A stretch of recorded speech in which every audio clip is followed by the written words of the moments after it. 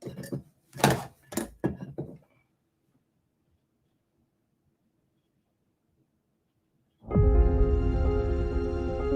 over 30 years, we have designed and built subwoofers. That's it. Nothing else. No distractions. Nothing to steal our focus. No kidding ourselves that we can be good at everything. No trying to conquer the whole audio world. Just passionately pursuing perfect sound, as the artist intended.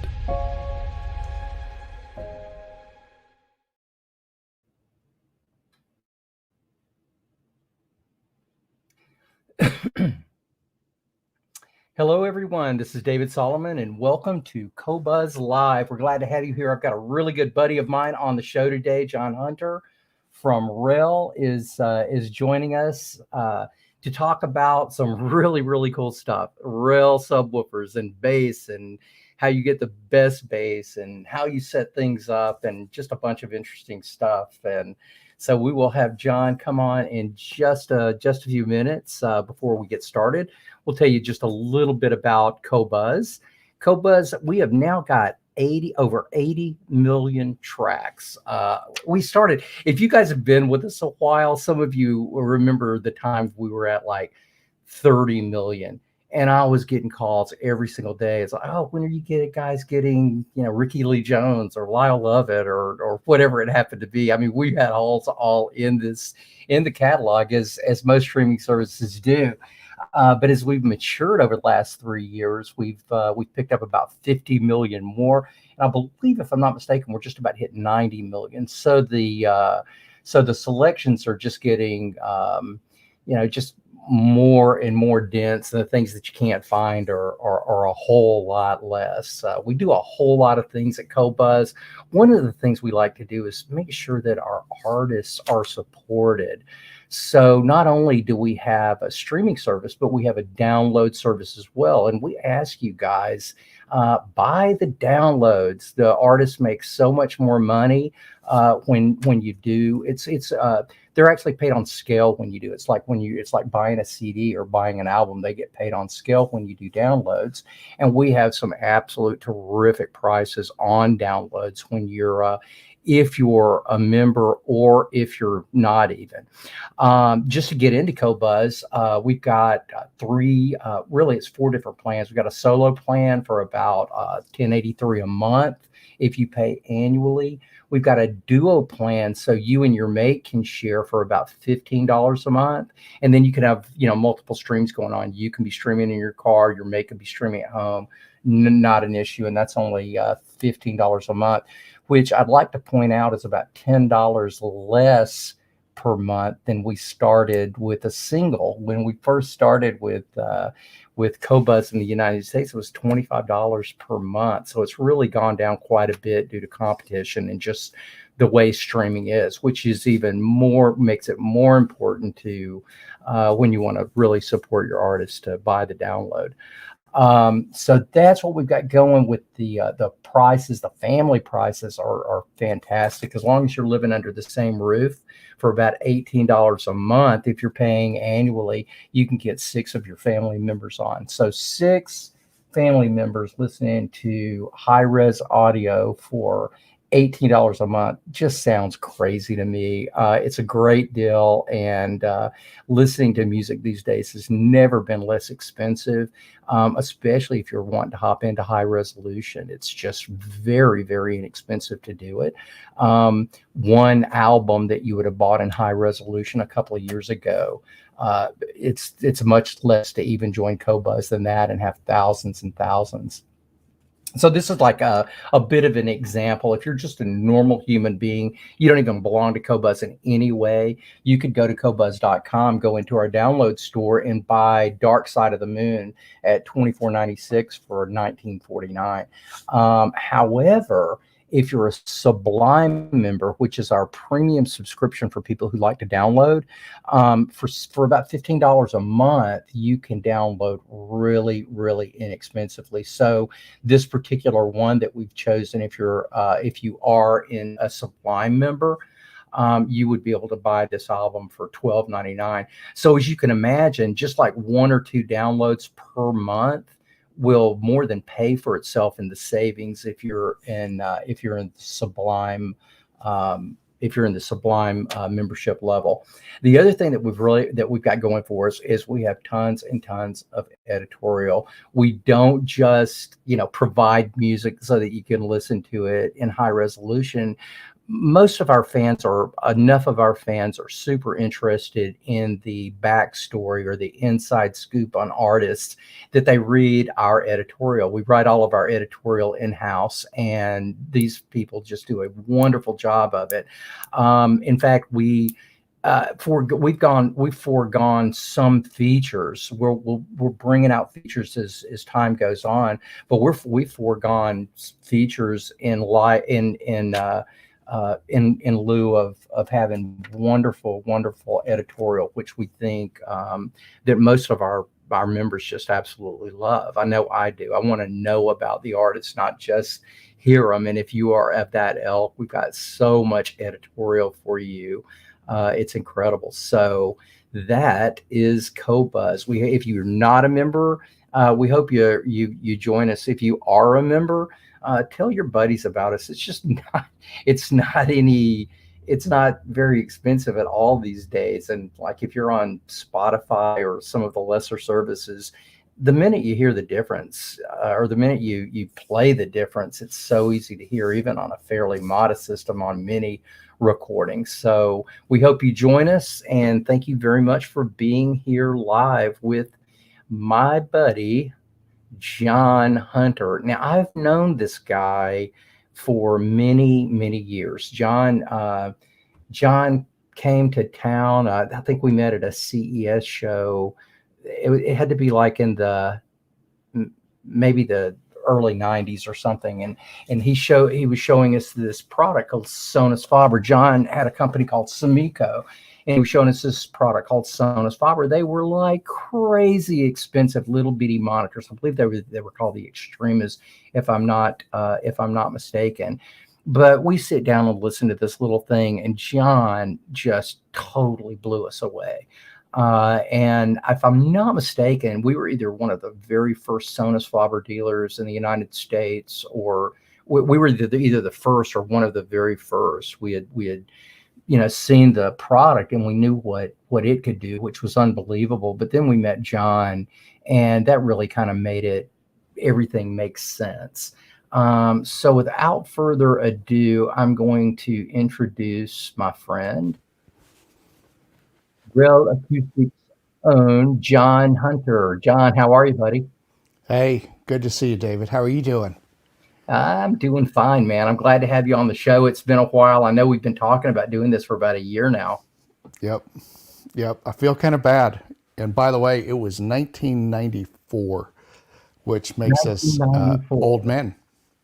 Yeah, well, that makes you an old man. I'm not even claiming that. I'm staying young. Yeah. You stay young, buddy.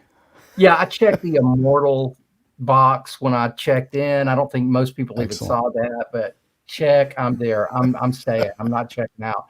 These are the speakers that John showed us when we first met, and we were absolutely blown away. We finished the demo, and John looks at us and he just kind of smiled, and he said, "They do that big thing, don't they?" And we were going, yeah, because it didn't sound like a tiny speaker. It sounded like this massive floor standing speaker. And we were just sitting there with our jaws dropped. We could not believe it. The speaker was fun. The presentation was even more fun. And that's just kind of what you do and what you've been doing your whole life, isn't it?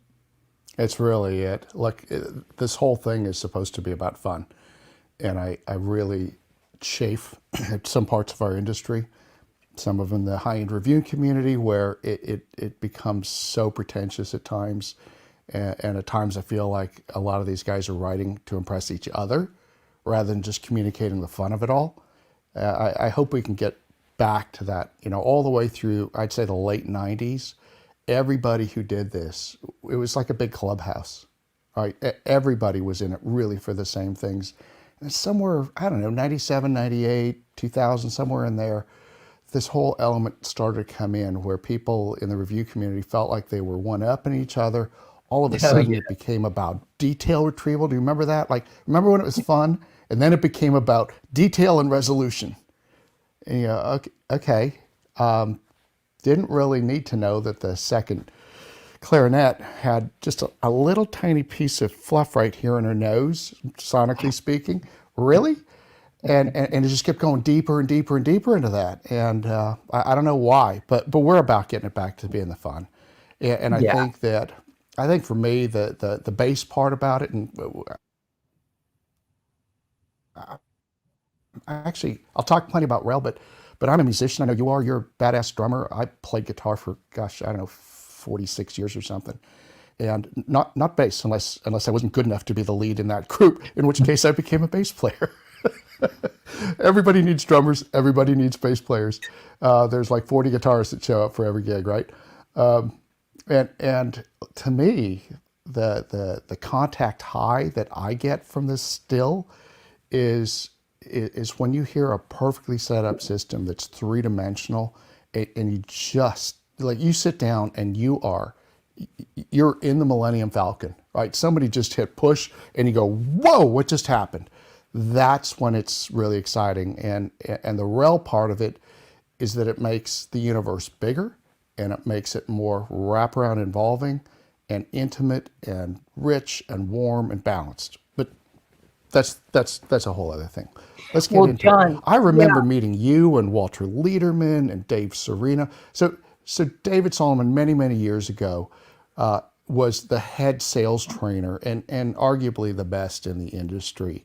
And he won't talk about that part of his life. I don't know what it is. He's achieved such high levels of stature within the industry, but Right. God, he was just a beast of a sales trainer because he was so nice. He knew the stuff cold, but he was so nice, and it just comes across in everything he does. We've known each other for 30 years now, and I've never once caught him out. You know, some people, you go, gosh, is that like too good to be true?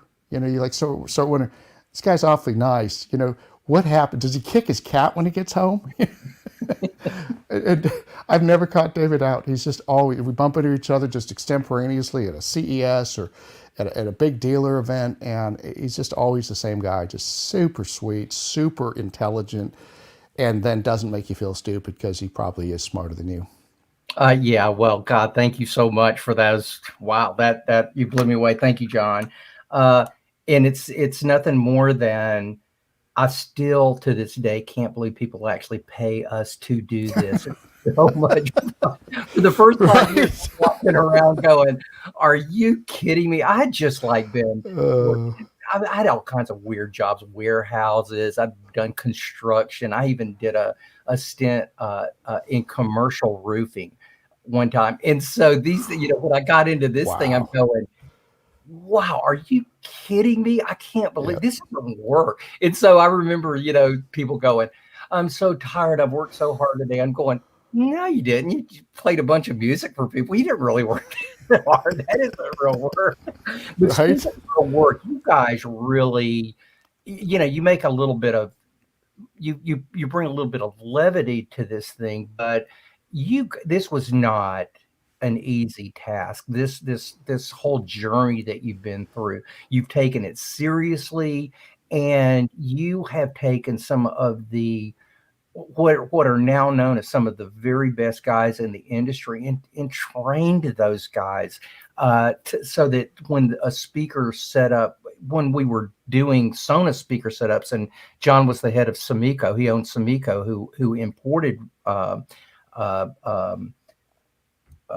We did Sonos, Vienna, right, REL, yeah, tons of SME. stuff. Yeah, this was like the first REL or something like this that I'd sold. You had brought this in, I think, Oh after yeah. you brought in. It wasn't at the same time, right, John? Didn't you bring in It REL was after? it was a couple of years later. Yeah, we That's what I thought. started Yeah. with in your operation. We started with Sonos, and we added Vienna and REL maybe 2 years later, something like that. And gosh, that pairing, all three of those brands working together, was just so potent. Oh my gosh, Well, it I'll was never forget. potent. I You got a know something, phone John? call in like 2000 maybe, it was Christmas holidays. It was probably like the 21st. And I got all these, by then I was getting all these calls from financial salespeople. I don't know what boiler room they all like look at my, personal data in. But about 98, I started having our receptionist just screen like crazy my calls, because it would just be one sales pitch after another. And she comes in, it's like 6 o'clock at night, it's pitch black, we're all still working there. And she says, I think you want to take this call. I'm like, all right, shove it through, And I pick it up, and it's this very nice lady from NPI Intellect, which is a very expensive service for retailers to be able to be, all the major retailers agree to download all of their sales data, every last bit of it. And it collates that information. It makes that information available to people like Wall Street analysts. So I pick up the phone. This is very intelligent, very nice lady who explains that she just stepped out of a Christmas party and she was wondering if I would help her collect on a bet. I said, sure, I'm game. She said, I believe that Sumiko is the only possible answer to this question. There is 5.1% of what was called component audio sales. Component audio sales is their word for receivers, speakers, etc. And she starts reading me our numbers month by month, and they're within we're doing, I don't know, $500,000, $1 million a year at that point. A month, probably more like 1.5 million. And she's got we're showing this for October. We're showing this for September. And I'm starting to look around the room going, where's the camera that's picking this stuff up off of my computer monitor? She was so accurate, it was crazy. And she got done. I said, I feel kind of bad. I don't even want to validate this, but you're so spooky accurate. Yes. She said, well, congratulations. You have 2 brands in the top 10 of component audio, and you are the answer to the bet. So now I'm going to go back in there, collect on the bet. I said, good for you. Oh my gosh. I hope you won a lot of money on it. I won nothing. I know. I hope she won like 10 grand, but it was kind of an interesting thought. These people have eyes in the sky, metaphorically speaking. But yeah, we had a great time, and gosh, got to work back in the day with so many neat, smart people. And then my guys and gals have just gone on to tremendous things in the industry. We've got people high up in Bowers and Wilkins. We might have a couple of shots. Oh, there we go. Oh my goodness, look at this. Works for you. And these guys, I got to tell you, these are all industry leaders, each and every one, and some of the smart guys I've ever met. John got to work with a lot of these guys, and I wanted to bring, before I really get into that, you make it sound easy. And I guess if you're really good, it is easy, but it's not easy, because John started this program. I know we've known each other for 30 plus years, but you brought together a program. You put together a program called the Masters. I believe it's called the Masters, right? Yeah, Masters. It's something that started when I was 20 and eventually turned into something. So the start of Masters was really interesting. I was in retail from 1977 to 1985 and a half. So 8.5 years. The first couple of years were in high-end car audio, believe it or not, where you learn everything you need to know. There is no place to run and hide. When there's a guy, that makes $1 million a year and he dropped his Porsche Turbo off with you to get a system in, it better work perfectly, and you better figure out how to do it without making any teeny tiny errors. Even back then, the door panel for a Porsche Turbo was $653.11. Don't ask me how I know that number. Yeah. I kind of know I know the number, unfortunately. Right. And you get to be an engineer, because if you aren't, you're an idiot. You're in court. You're being sued by people, right? It's not fun. So that really taught me a lot, and I couldn't believe there was a super high-end store that had just gotten going in Berkeley called DB Audio, And I got to be friends with them. They started sending me all their high-end customers that wanted good car audio. And I'd do the same. I'd refer anybody back here, where would I go to get home audio done like this? And I'd send them customers. And eventually he called me and said, you got to come in. You got to come work for us. And Who was this? we're a big this was DB Audio. Oh, DB So Audio. Garth Okay. Learer worked there. Yeah, Yeah. so many people. Sterling Trail, Garth Learer, who owns, oh shoot, help me out here. Shinyata. He's right here in Berkeley. No. It's not Shinyata. It's no. the distribution company. Yeah, it'll come to me. Anyway, really talented people. Yeah. And the last 3 years didn't know or so, Garth I was ran there. that. Oh yeah. We had an amazing crew of people. Jim Alexander worked there. So we had this superstar crew, and notionally I became the manager of them, which was really kind of like, saying I was the warden at the asylum. This is a really, really colorful crew. And we were a huge Kef dealer. In fact, Kef 101s from back in the day. And I just remember that there was there was a sales contest, and I didn't consider myself a terribly competitive person, but I am telling you, something clicked in my brain when I realized I could win a pair of 105.2s or 105.4s. Oh my goodness, it was just waving a red flag in front of my face, and I just crushed it.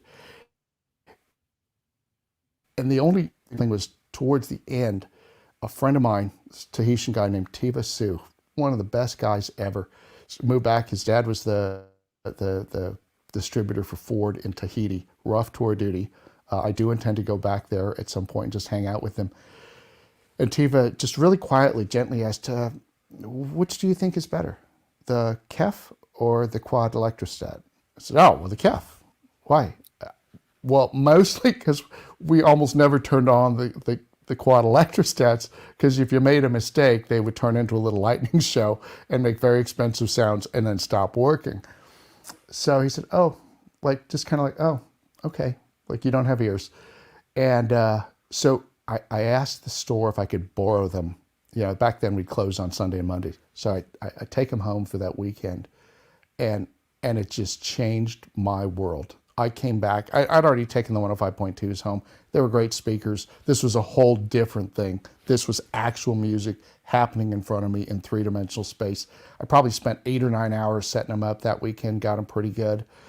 And those things were like a postdoctoral thesis for me. For the next 10 or 12 years, those things taught me more about speaker setup and room interaction, because every time I'd move, I was a young guy and wasn't making a ton of money, and you'd move from apartment to apartment, or get together a few friends and rent a house, and you had to get really good at it. And it gradually evolved into a thing where I could do it reliably, I could do it very quickly, and get great sound in almost any room.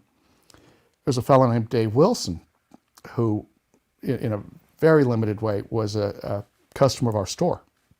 What an amazing human being, an incredible engineer, and Agreed. just a very, very dignified, high integrity, like all the way through. If you cut him down through the middle, you would find nothing but integrity. He was an amazing guy. He's probably about 15 years older than me, and he was just very kind to me, even when I was a rookie. I mean, when I was like 2-3 months into it. He was just, for some reason, he was just very, very kind and thoughtful with me. And we got to talking, and we would compare notes on setup, because he was an incredible setup technician. And, 15, 20 years later, he'd gone on to be the Dave Wilson, and I was making my way up through the industry. And we sort of had evolved somewhat similar setup things, but using very different techniques to get there. And about 1990, I had Sterling Trail join Sumiko. I needed help. We were starting to grow pretty quickly.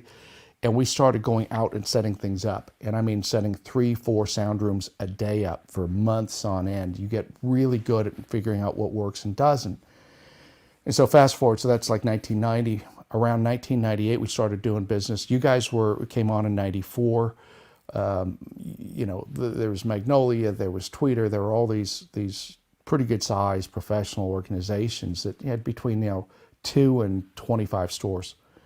And so we're traveling a lot. And the VP of sales training, a fellow named Paul Schindler, who turned out to be a great guy, really smart, ran a very large crew, probably 10, 12 trainers scattered all over the country. He bought a pair of Extremis, and he bought a REL Studio, and he bought a Mark Levinson stack, and he put together a good system. And my best friend of the company was this audio buyer named Dave Mallon, who was just such an amazing guy, super smart, super nice, and just watched over us like, you know, a mama duck watching over ducklings. I mean, every day he would come in and pull up the sales figures and make sure that we were doing okay. Dave calls me up and goes, hey, you know, Paul's got all this cool stuff, and thank you for helping him out and everything. Is there any chance you would mind setting his system up for him when he comes in? And I took a big gulp because I didn't know Paul at the time, and I heard rumors of him being really persnickety and super, super precise. So I go over there. He is that as well. He is the most OCD human being I've ever met. I got him into watches. The last time I talked to him, I think he had like 140 watches, none of them under $10,000. He's just obsessive. And so I get there, they're all there, nothing's properly set up, not a great surprise. He had gotten into real antique Persian rugs about 5 years before. So he has this, you know, this is 1998. He has a $125,000 Persian rug. So I get the whole thing dialed, rewire everything. 4 hours into it, I now have them where they are. And the Extremis to sound right need to be rake angle adjusted, as does any good speaker. And I look around and I go, shoot. He says, I forget it on the spikes. I'll live with them not sounding right. I'm like, I'm not going to go this far into it. Yeah, shit. We started at 10. It's 2 a.m. You're going to get what this thing is supposed to sound like, or I'm going to die trying. And I wound up having to use torn out sections of stereophile pages to shim. And the last 3 or 4 adjustments I made were in like 2-page thick shims, right? It's like, really? Oh, yeah, I can hear that. Keep going.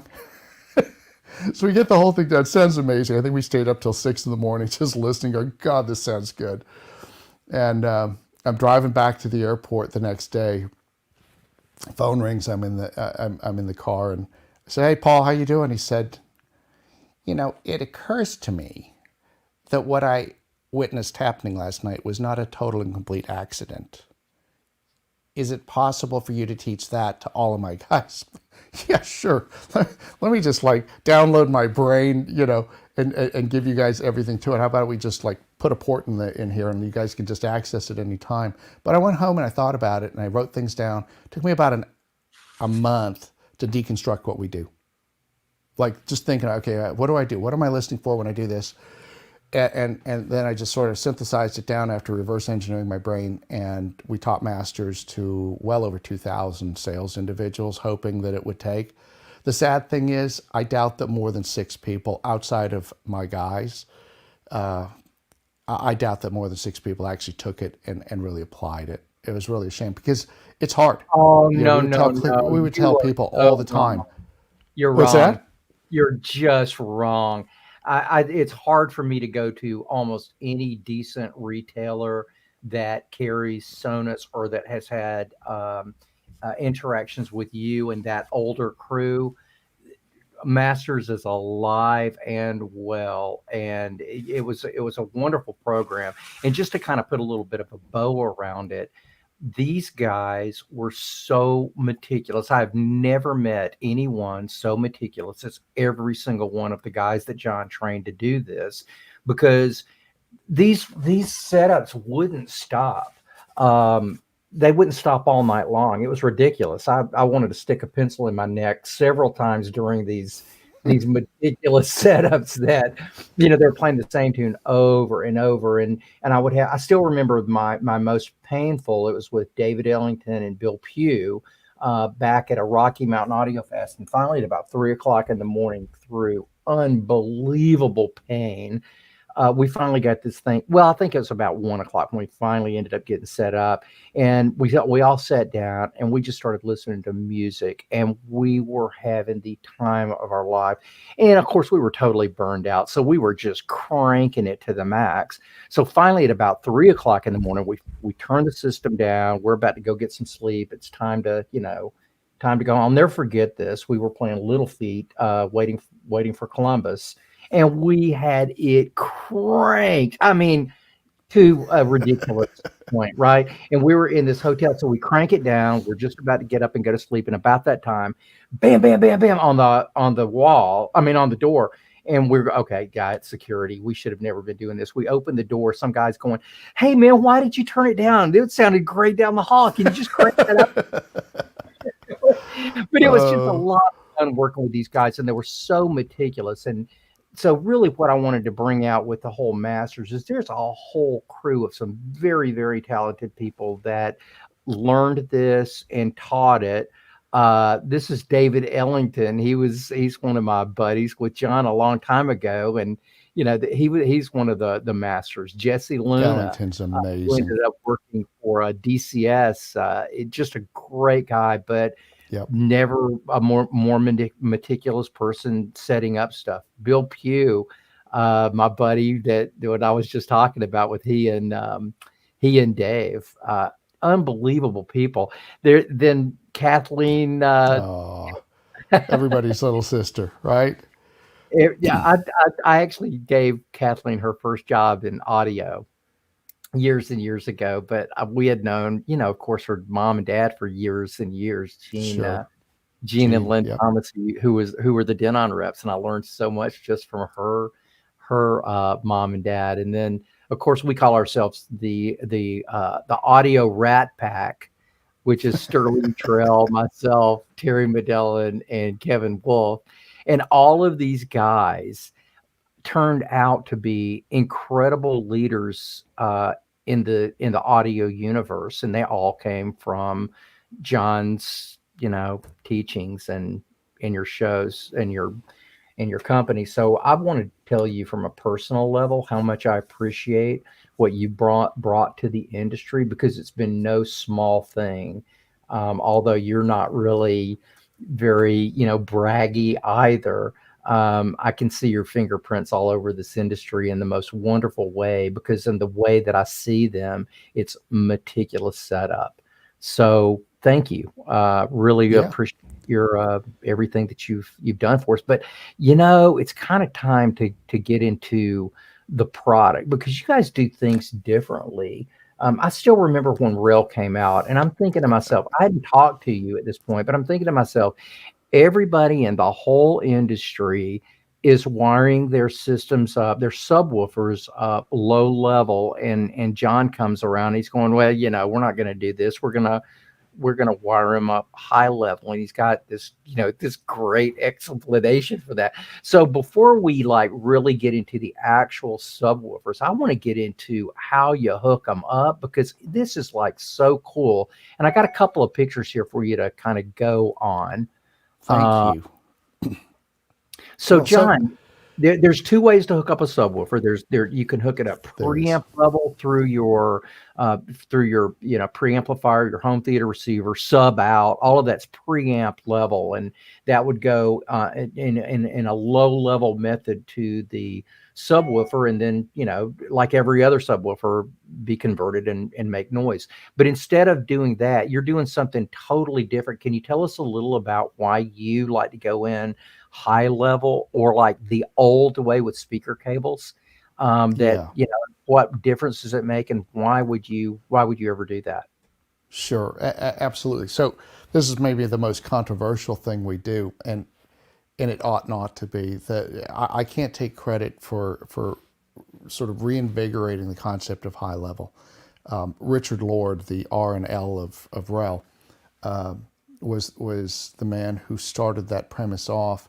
And I remember he was so excited to have it. Had this wonderful friend who was an Australian distributor. I'm running Sumiko. We're starting to grow. People are starting to hear about it. It's around early 1994.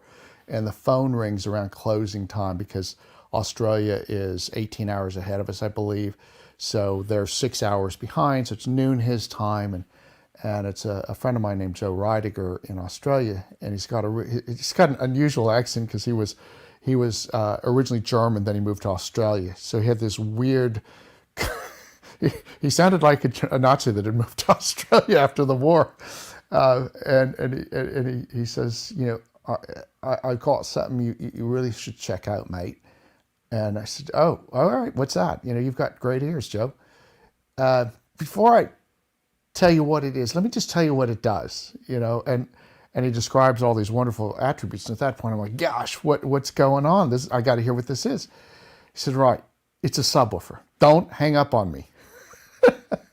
So he gives me Richard's contact information. He, I think, probably called Richard right afterwards or the next morning, Richard's time, and in Wales, and he told the two of, both of us made the introductions, and like 3 weeks later, these three RELs show up, different models.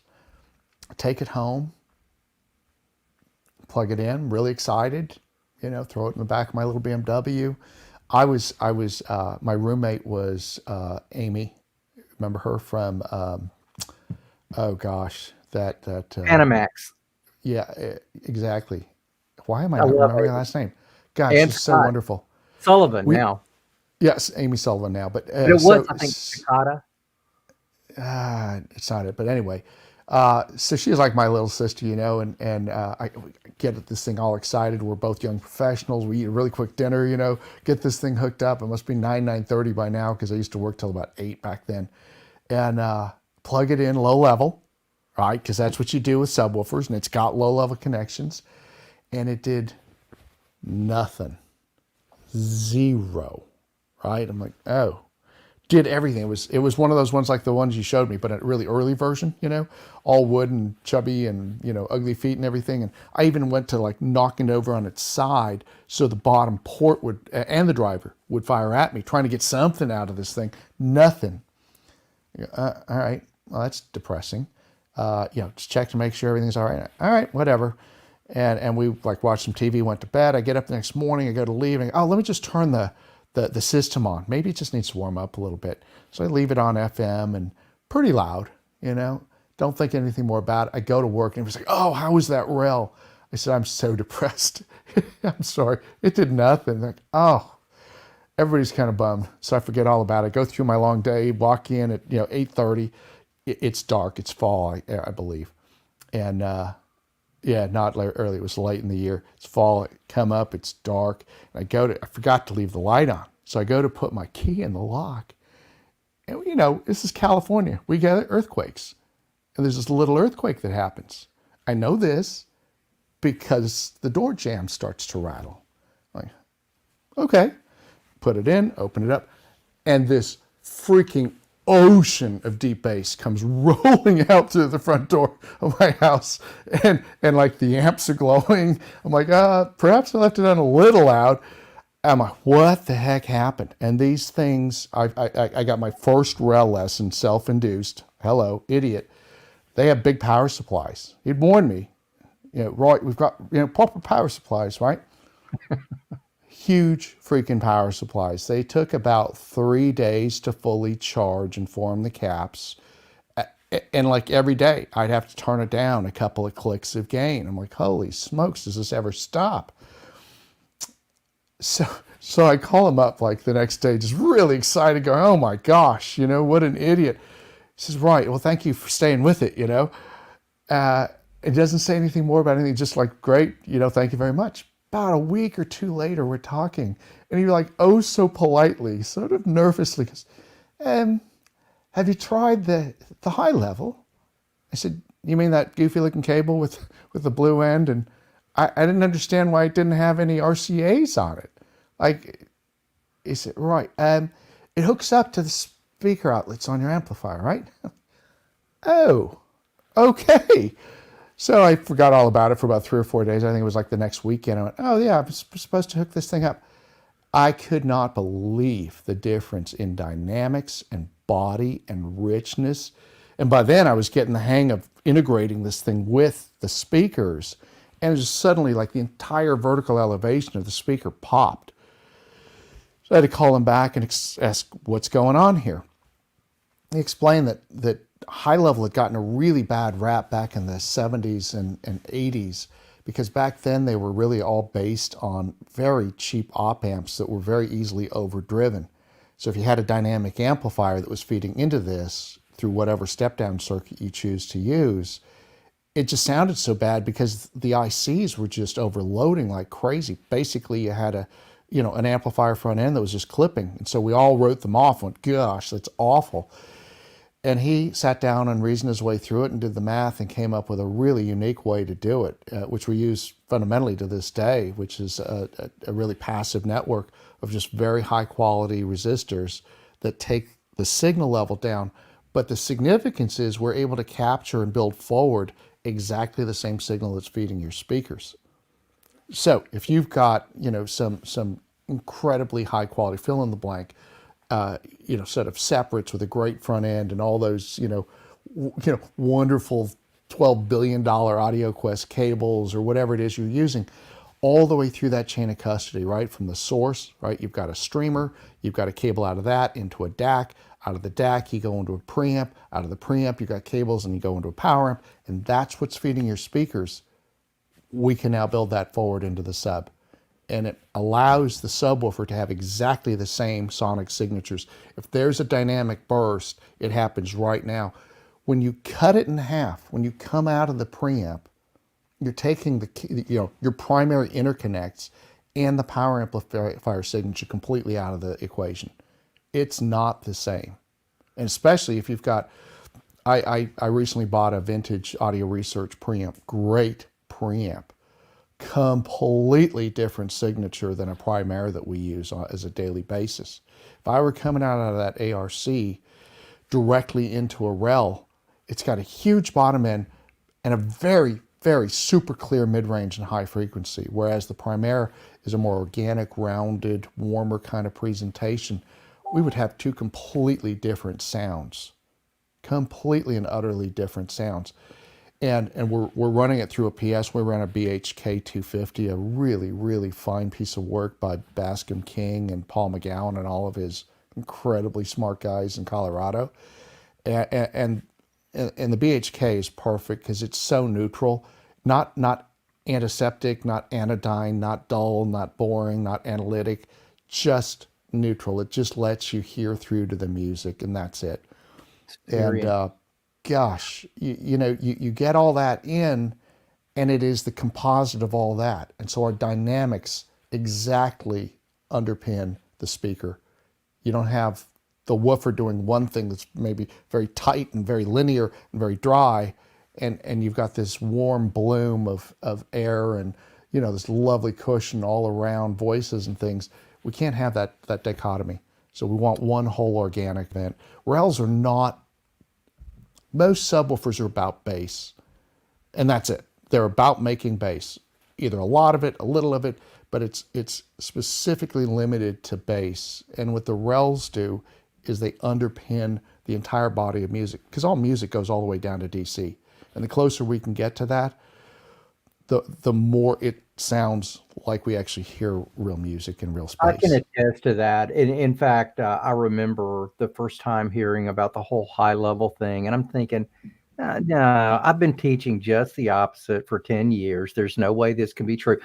Because you're absolutely right. Most high to low level converters just aren't very good. Awful. And they were usually used on like super cheap subwoofers for people that didn't even have preamp out, right? Oh, remember, they had the pin, the pin connector, right? The spring-loaded pin connector, and you had to try and figure out how to get that bare wire into that tiny little hole.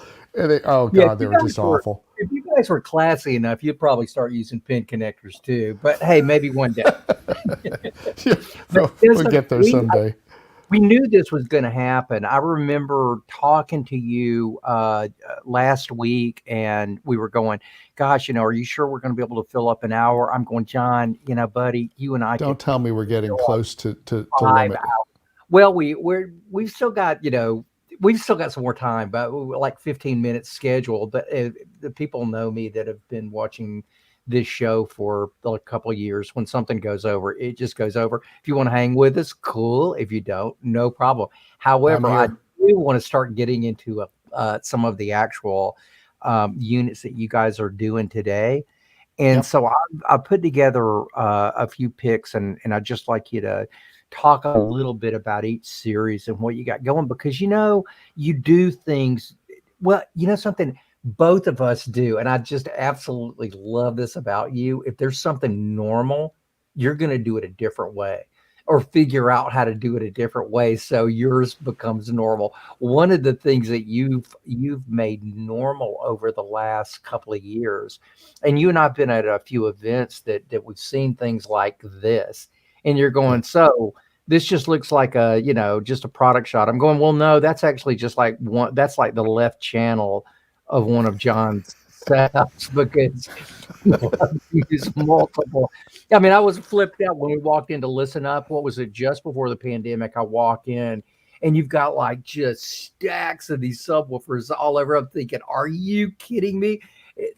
I know you can hit the brown note with something like that, but it was just like unbelievable performance. Because usually when you get too much or too many subs in a room, it just starts sounding muddy and it overtakes everything. And Yeah. I can tell you, with this setup that you've got going here, it's just absolutely the opposite. Just like you say, the mid range improves like crazy Yeah. with almost any REL system that I've seen. And this would be, I just wanted to bring this up because when we start talking about and showing you a few of these subwoofers, I just want to let you know what what John is doing with these things, which can be quite different. But just because it's different doesn't mean it's not a whole lot better, and that's what I found it to be. But let's talk a little bit about some of the subs you've got right now. Like, this is your Mac Daddy stuff now, right? Yeah. Yeah. So ref. Just a quick thing. I just finished a blog on this, so it's pretty fresh in my brain. It'll be out in a couple of weeks, I imagine. So the ref is our Ne Plus Ultra. We pull out all the stops. What do we need to do to deliver the best that we know how to do? Everybody's got a different definition of the best. So if you own an expensive other product, good for you. No issues whatsoever. I'm all for everybody having what makes them happy. When we bought REL, I remember Donald, my partner, asking me, "Okay, we own it. What are we going to do?" And what he meant was, what are we going to do to make it better? And really, just three things came to mind, and they are still what we're working on today. I said, really simple: subwoofers are astoundingly, awfully slow. They're awful to listen to, Donald. We've got the best. I mean, Richard's stuff back in 2005 was musical, it was coherent, it integrated, but I could still, it sounded like a well-worn pair of loafers. Everything was a little rounded, a little dark, a little slow. And his stuff was quick in comparison to what was out at the time. Most of the American subwoofers by then were shifting over to room correction. Good luck. Good luck. That stuff is so slow. It's measured with a When you say sundial. quick, John, can you Yeah. define that a little bit? Because the way Yes, that I will. the way I will give it to you in specific numbers, and but beyond the numbers, I hate when somebody just goes, "Oh, it's just about this." It's never about that. It's how it sounds, right? So you're a drummer, right? Bang. That's what a drum does. You set one thing. Take a snare, and you hit that with a Ludwig stick. Bang. Right.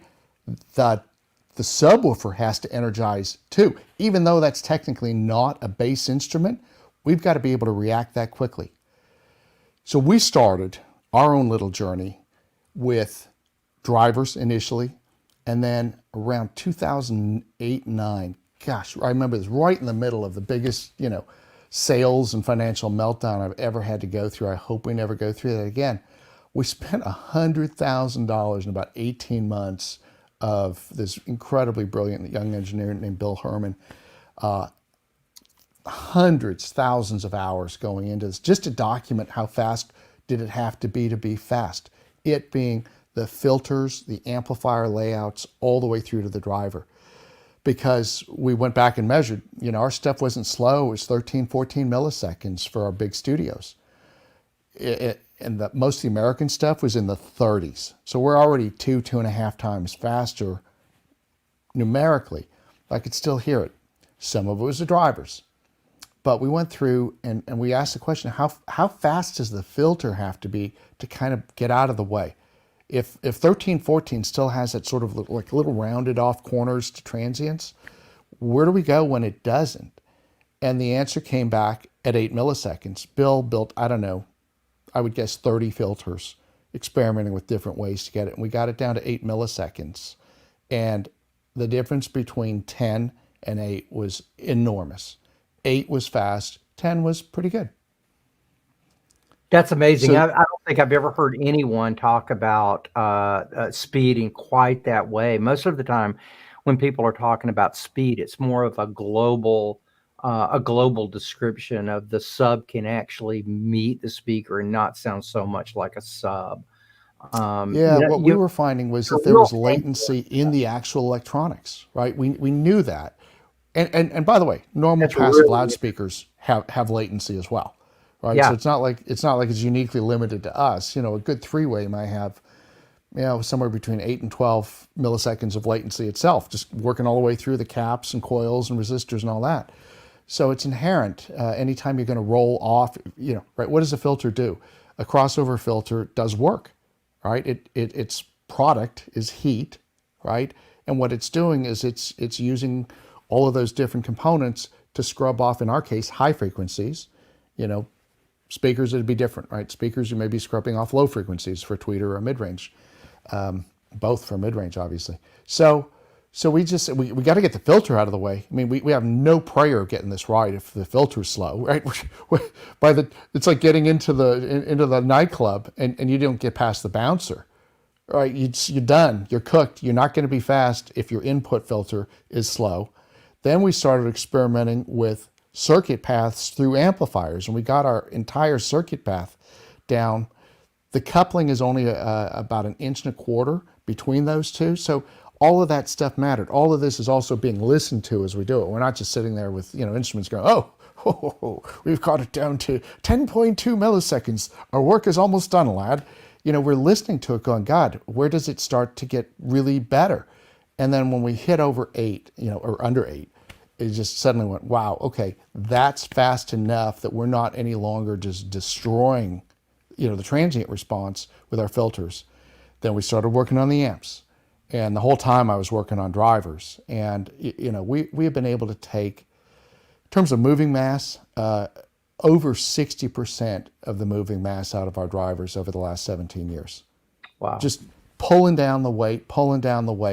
We're like, I don't know, Lotus was back in the day, right? Where if you want to go fast, first add lightness, is what Colin Chapman used to say, meaning get weight out of the damn race car. You got a much better chance of going fast with that than just trying to throw more horsepower out of it, right? If we build a 2,500 watt amp, but we waste 1,800 watts of it making the damn moving mass so heavy, we have no chance at it.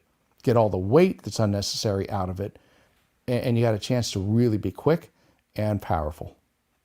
So on your big stuff, you're using carbon fiber. Is that the woofer material? Yeah, I love carbon fiber as a material. I grew up, particularly for full range speakers, and it's still true at the entry levels and beyond. Paper has a really natural sound to it in normal drivers, right? It just, I don't know why, it just sounds good. A lot of the high tech materials, I'm not sideswiping anybody, but a lot of the Kevlars and some of these other things, they have a signature, and unfortunately I can hear it. It kind of makes me wince a little bit. There's something about carbon fiber that spreads whatever it's doing out over such a broad spectrum of frequencies that it breaks up really gently, and yet it's so much faster and higher resolution. It's better at self-damping than paper, meaning it's quieter background noise. And it's textural. There's something about carbon fiber used in the way we use it that just lets me hear texture throughout the middle ranges, right on up into the lower treble. Just gorgeous sonic textures. And I try and get more of that built in lower. We'll get to the S's next, which are sort of intermediate models. And there we're using carbon fiber webbed damping on the back, super light. I mean, it weighs less than a sheet of paper, but it's a driver that it appears to just be a normal aluminum driver. And yet on the back of it, there's this complex web of carbon fiber that just completely quiets down the aluminum. Because of course, anything that's light and stiff is going to ring like crazy if you don't do something to damp it. So carbon fiber, we use it in a variety of different ways. If we can't afford to use pure carbon fiber, what's the next best way to get performance that's close? How do we get as much of that as possible? And that's kind of what we're always doing. It's I think what my customers want us doing. We're never satisfied, and we're always trying to figure out how to get more out of for almost the same price. So we just introduced the TX line last year, and it kind of blows me away because it is enormously faster and better than the TI, and yet there is no one constituent element. There's no one thing. Oh, right. There's the Macro Mini XBC4 material that I used. Right.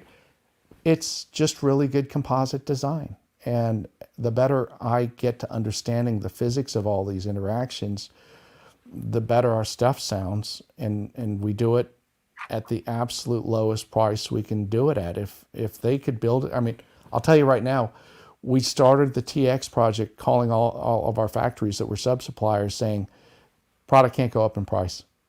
Got to hit exactly the same price points. And they did right up until right up until a week after we launched. True story. We launched in March, April of last year, right? Or 2020, was it last year? No, it was last year. And like the price hikes, that's right. It was March of 21 when all the stupid price hikes started kicking in.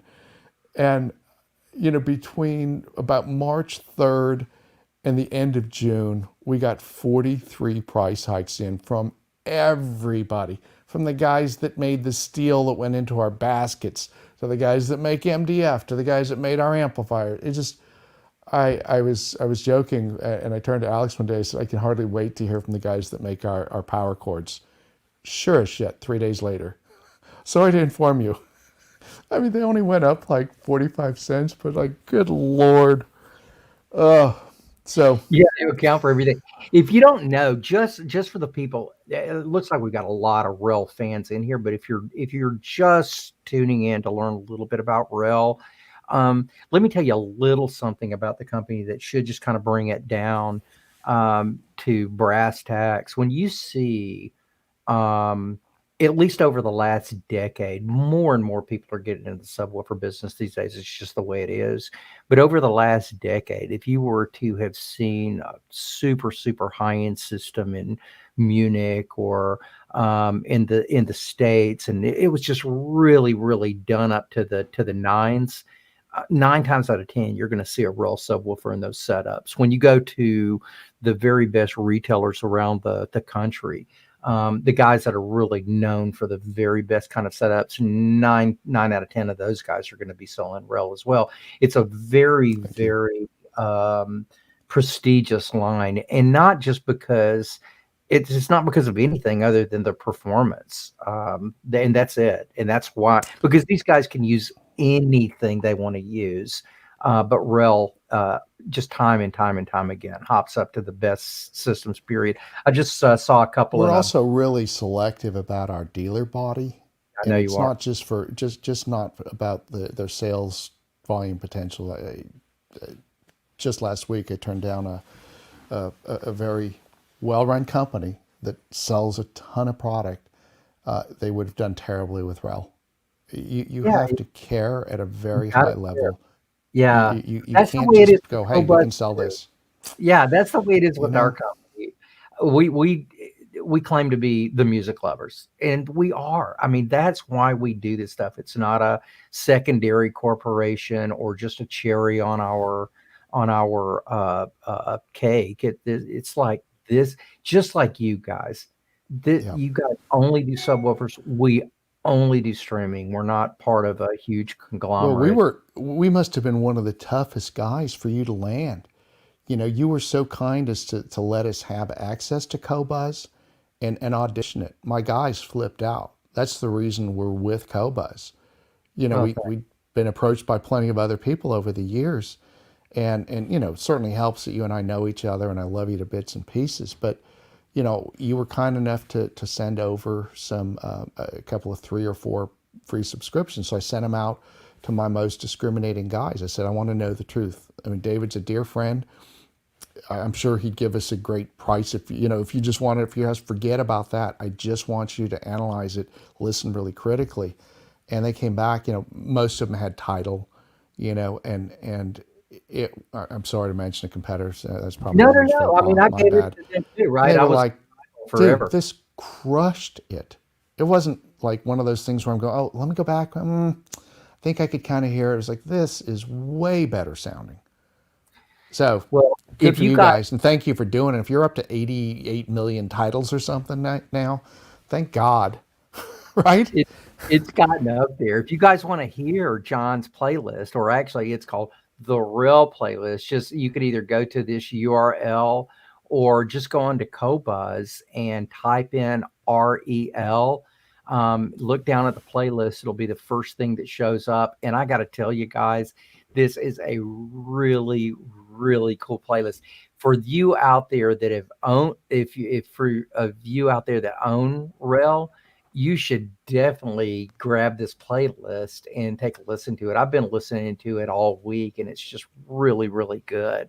Um, and you guys, We're gonna keep adding to it too, David. You know, my hope is to be able to have at least 3 playlists, new, full, complete, not duplicative playlists a year added on, maybe 4 if we can get to it. This thing is really important. I think it connects. You know, we went live and direct with rel.net, I don't know, 3-4 years ago, and I had to be kind of kicked, dragging, and screaming because I had so many bad memories of you know, the early days of internet sellers, and it was just price, price, price, and people throwing stuff all over the globe, and it was just a mess. And and when I bought in was when they said, look, why don't we just do this?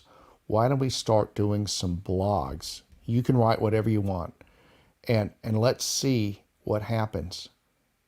Okay, fair enough. About 3 months into it, I wrote a blog. I was half joking. It was we do these incredibly beautiful white lacquer subwoofer finishes just in our S's and TX models. So from roughly $499 on up to about $3,300, that is.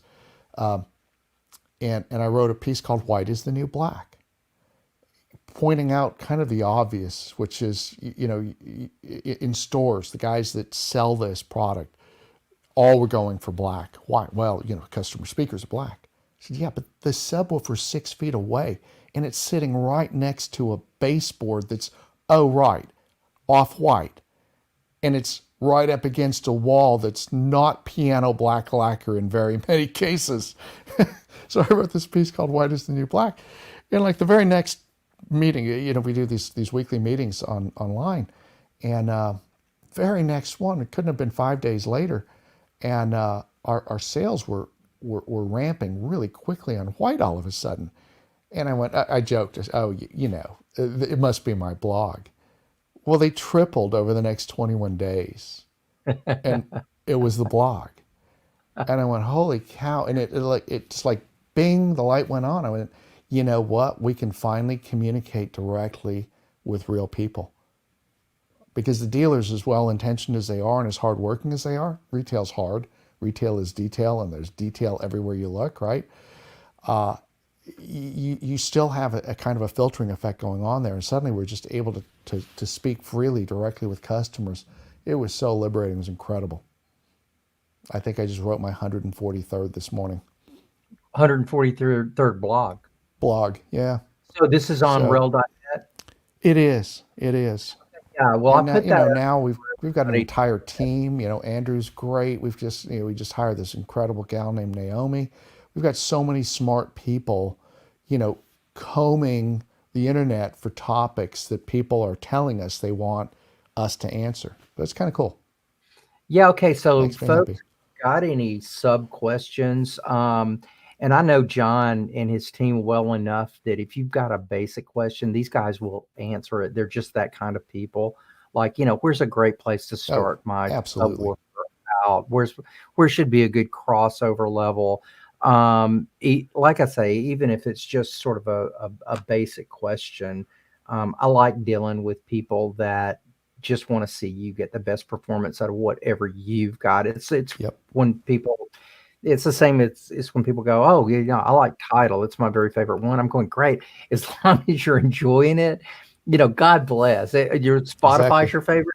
Great. As long as you're enjoying music, that's the absolute most important part. So if we can ever answer questions, I mean, we do that frequently for other streaming services. I know that John and his team, they just impart knowledge. That's what this whole masters thing was about. And so I think all of that goodwill ends up coming back to us anyway, doesn't it? Absolutely. Look, Yeah. the rising tide lifts all boats, and it's really true. The more happy people that are out there having a good time listening to music on really nice systems, the more people there will be. It's System that sales simple. are starting to go up again. It's starting to become, for a long time, it wasn't like crazy fashionable to have a really great hi-fi. It's Yep. starting to become fashionable again. And I'm loving this. I'm starting to see more young people with systems than I ever had. Well, since, like in Since our back day, in the early 90s. Yeah. everybody had to have, but there was a big dip. That the whole MP3 thing came around, and just people stopped buying it. But now I'm starting to find more and more young people buying them. In fact, at the shows these days, like we just did the Florida Audio Expo, which was so much fun. Saw a Oh, bunch great. up there. We're just about to do Expona, and then we'll do Munich after that. And what I've noticed over the last, I don't know, half decade or so, of course, we skipped a couple of years here, but more and more young people are showing up at these shows, and more buying, even And starter. it's true internationally too. I started noticing about 4 years ago the Bristol Hi-Fi Show, which is really the largest one in England. Used to be. You started seeing like, slightly embarrassed because they are 13 and 15 and we are idiots. It's just embarrassing to be in public with your mom or dad. But I started to see 13 and 15-year-olds, and they weren't just hanging out downstairs, in the entry area where they sell, software and headphones, right? They were Yeah. actually going room to room and they were asking intelligent questions. I actually think the millennial group is going to be our second biggest way. Obviously the boomers for the last 50 years have really driven the hobby, but the millennials, I think their cultural values are most like those of us who grew up in the 60s and 70s. They're not just motivated by money, even though I think they're going to make way more than we ever did. They want to change the world. They want things to be better. They want to cut down on pollution, and they want the world to continue to be a better place, not just I got to get mine, right? And that was kind of what drove that amazing musical revolution of the late 60s that sort of stumbled, with the bottle of Jack Daniels into the 70s. And I have a lot of hope. I think young people are beautiful. They're great. Oh, so do I. Not only that, not only in just their interest from a component level, but all the way back to the recording level. Um, I've been recording my whole life, pretty much since I was about 16, 17 years old. I hopped in the studio and I've never Yep. looked back. Just absolutely love it. But back then, if you were going to record something, you had to have literally, if it was going to be right, it was going to be $1 million studio, sort of Right. at an entry level. These days, these DAWs, these digital audio workstations, even like is something as simple as the freebie that you get with the Mac computer, Right. GarageBand, you can make some incredible recordings out of this thing, and we're starting to see, because of all of this back end knowledge that some of these early or young engineers have, we're starting to hear some of the very best recordings we've ever been exposed to ever. I'm super, super excited about that. But just the whole quality of the front end is really, to me, driving the back end. It's like, why would you ever want to listen to a Billie Eilish tune in an MP3? I mean, that stuff is big. It's big music. It's recorded really, really well. Yep. And, they started doing this thing in their bedroom. And even those recordings, I'm going, wow, I wish, Led Zeppelin could have been recorded in Phineas's bedroom. It's like the recordings are just turning out so much better these days. So, Yep.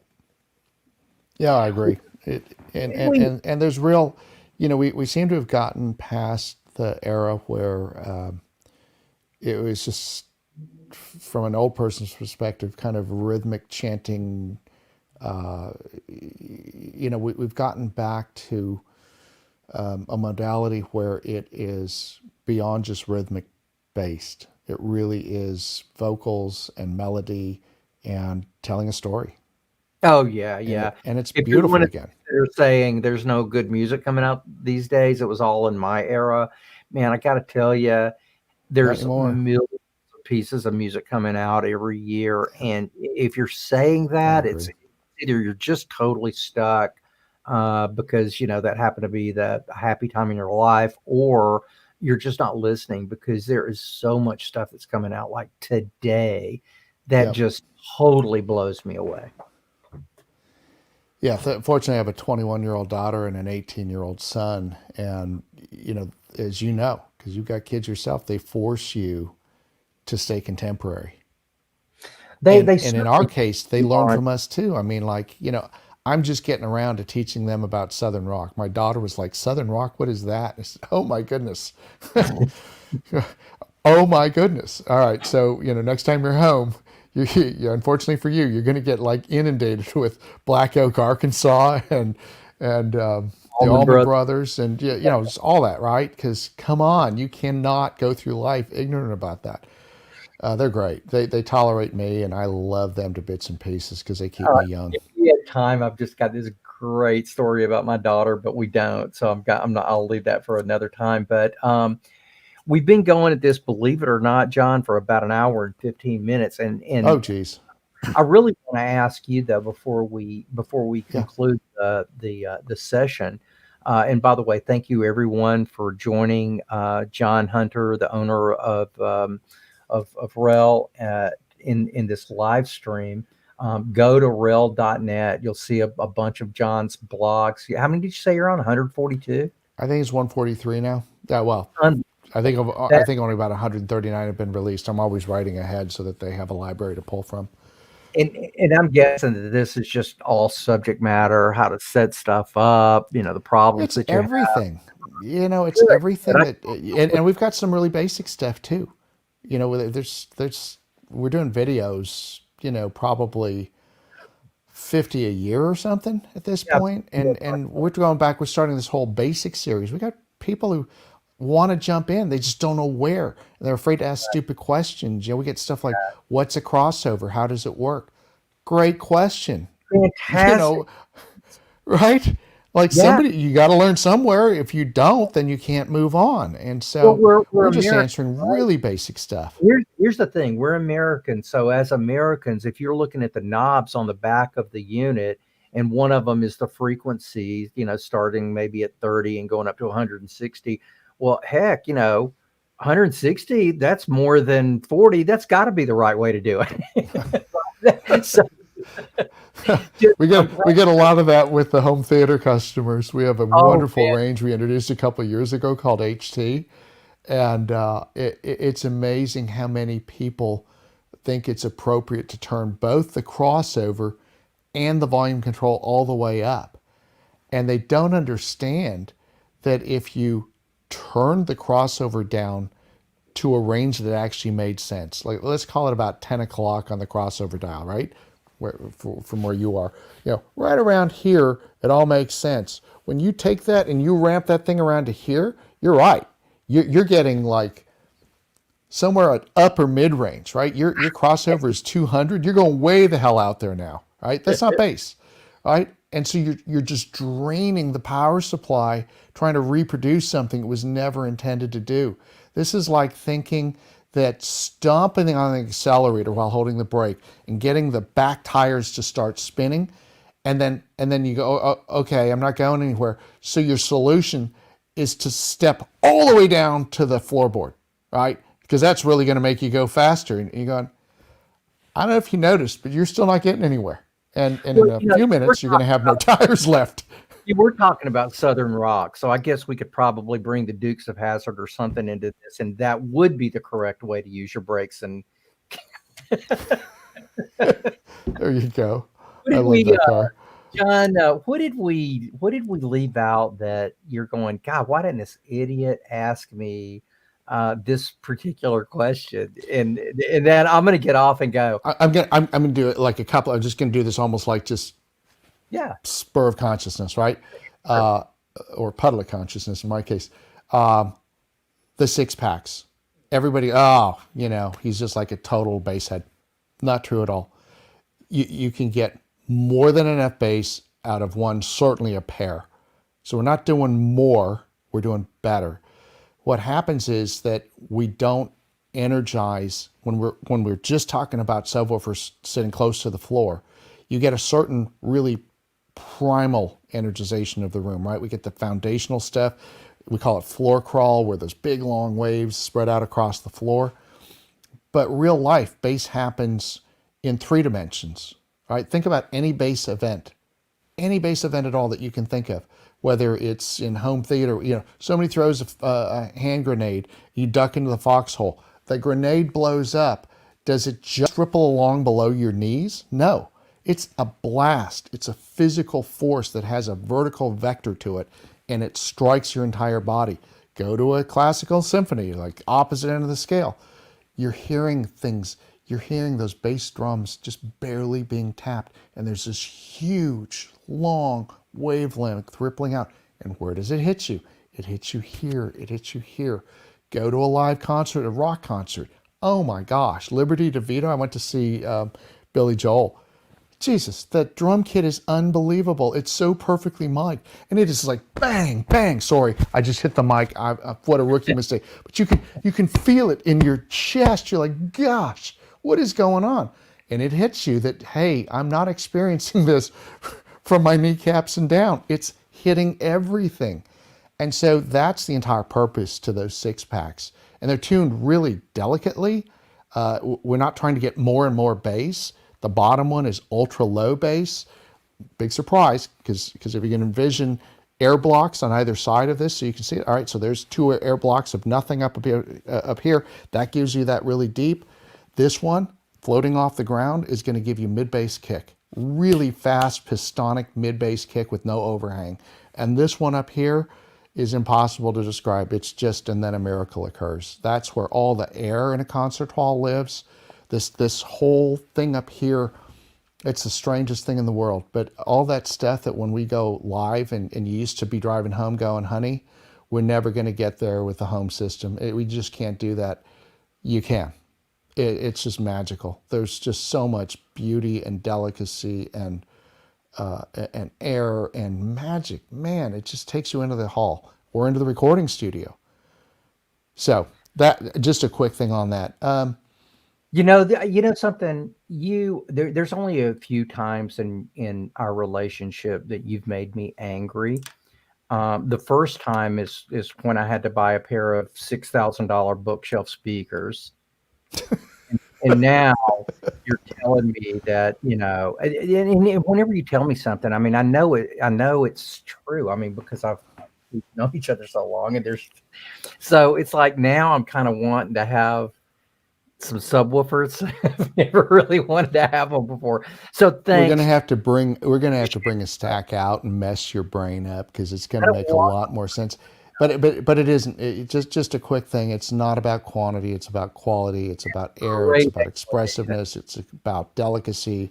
It's just bringing all the colors out in the system. And for me, that's what the REL thing does. It's that and 3-dimensional imaging So I hate If I had to to, identify two and things, I those are the definitely two things that just light me up. okay. I don't want to put you on the spot here, Yeah. and you may just tell me I'm not going to answer this, but give me a couple of your favorite guys. It doesn't even matter where they are in the country because we can water shut off this. Uh, Give me a couple of guys in the country, like maybe Mick or somebody that's got a couple of these or a 6-pack set up that you go, man, that is a great setup. I've heard it myself and I love it. Tell me a place or two that someone can Sure. You should go look up Albert Sportis in the Chicago region. He's got at least 2 6-packs up and running at all times. Wow, cool. He's also a very nice guy, and he works like a dog. He sold 56 packs in 2020. I'm going to say it again. He sold 56 packs in 2020 when we were shut down for COVID. Wow. And he would get himself all like, masked up and gowned up and stuff and tell the owner of the house. He'd be out there till 3 a.m. in some place in Indiana, making sure that system worked, just asking the owner to stay out of the room until I leave, then you can come in, I've cleaned everything up and all. He was really conscientious, but he just got that this is what we've all been waiting for. Jeff Dorgay, he's one of my favorite people on the planet. He's a great reviewer, but he's a really, really close friend now. And he got it, I talked him into spending money for a pair of Stradivari Anniversarios, that limited edition 35 pair run that they did a couple of years ago. And he got a pair of those in and bought a 6-pack of number 25s. I went up there and dialed the entire thing in. It took me about probably 6 hours to get the 25s really nailed, about 4 hours to get the Strads nailed. And, I just remember him, this is what I've been looking for the Yeah. last 48 years. Like, I got it. This was fun when I was 12, right? I was like saving my lunch money up so I could go buy something. He said, this is what I've been chasing for 48 years. It's the real deal. That is really cool. So we'll mess you up. I'll arrange to get some stuff sent out to you, and Yeah, I'm not we will have a good time. But you're going to look at me and go, "Oh my God, seriously? Like, what is going on here? This is nuts." And it won't just be the REL. It's you got Logan's there, right? Man, I've got a set of 1986 era CLSs, and you know how implicitly flawed those were, right? They kind of had this weird cupped resonance to things, right? Remember that? You go around behind and go, oh, yep, there's resonance. They couldn't play loud. They were a little plasticky. None of that's true. They couldn't go down, and you couldn't energize. So we kept trying to play it louder. Some of us may have even blown up a panel or two, I'm sure, along the way. But that's not true. I've got a 6-pack of 510s underneath them, and they just transform. They don't sound like CLSs at all.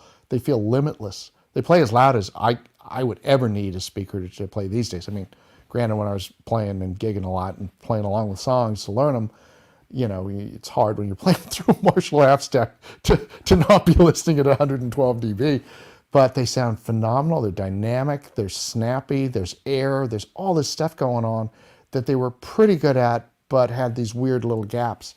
Gone. They're incredible. So we'll get something out there for y'all to play with, and we'll get you working on that Martin Logan setup of yours, bud. Well, John, That's a promise.